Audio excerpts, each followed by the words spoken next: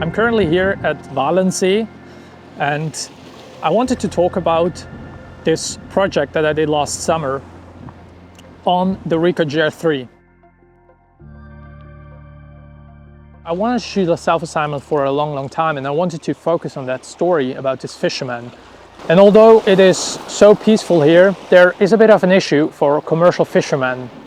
So there's only one guy who is fishing throughout the whole year as a licensed fisherman.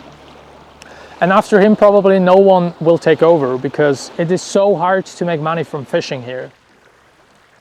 One of the issues is the water is almost too clean. So that means the fish can't find enough food, and less food means fewer fish, and fewer fish means less money. This topic interested me so much last summer that I reached out to Hans-Peter, the fisherman, and asked him if I could join him on a day on the water to document his work.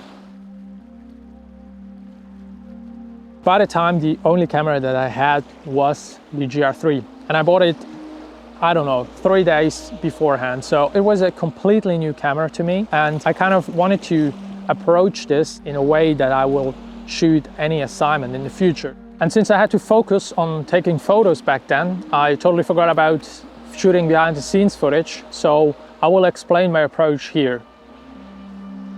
It was a beautiful August morning, although we met at 5 AM and I'm not a morning person anymore.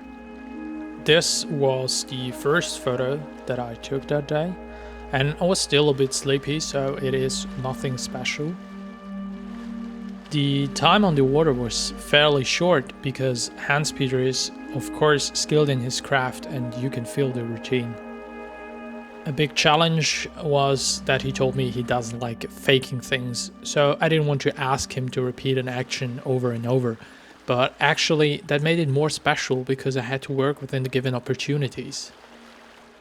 So after bringing in all the nets, we went to his workstation where he prepares the fish for consumers and the market. I took some photos there as well before I headed home. With these kind of day-to-day stories, which don't seem too big in the beginning, but kind of matter maybe in the long term, that's something that I'm really interested in. And for me, it's still hard to get out there and approach people to take their photographs.